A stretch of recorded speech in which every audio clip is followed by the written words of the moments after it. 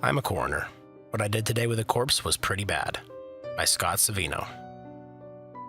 I just want to make one thing clear. I'm not sick. I think a sick person wouldn't be able to tell the difference between right and wrong.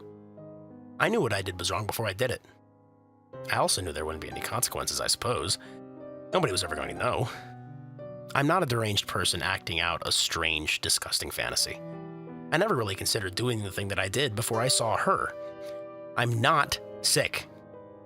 When you work at the county morgue, people often make crude jokes about, I guess the tamest word is fetishes? Why'd you get into this line of work? You into corpses? Wink, wink. It's what men do. They say offensive, disgusting things. I heard someone on TV once call it locker room talk.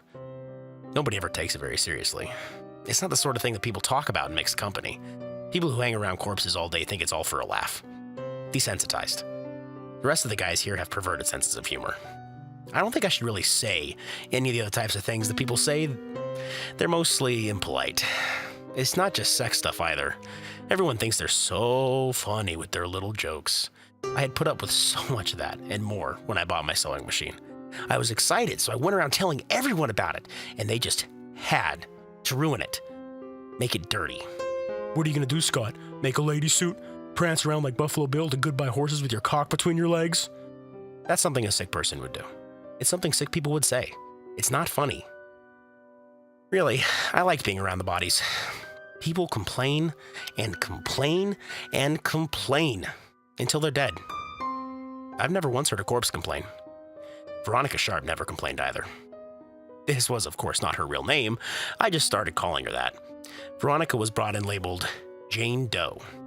What I did definitely wasn't legal, but when I saw her, I couldn't help it. She was to be my muse. When they brought her in, it was during a hurricane, and she shouldn't have been outside. We see a lot of gruesome injuries here, but it isn't often that the person on the stretcher is only partially decapitated. Usually their heads are either all the way on or all the way off. Veronica's spinal cord was severed by a stop sign that flew unbound from its post in the strong winds.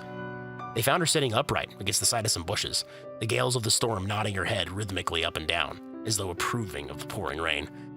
When she was brought in, the winds were still howling at ridiculous speeds. Even this far below ground, I listened to them in awe. I sat at my desk in quiet contemplation until the scream of the wind was interrupted by the loud thump of a gurney. The driver haphazardly plowed her through the swinging doors of the morgue with disrespectful abandon. Veronica was someone's daughter. She could be someone's mother. She deserves some respect. You'll like this one, Scott. Jane Doe, the fucking idiot, David said, wheeling the gurney in. Fucking outside in this shit, weren't you, dummy?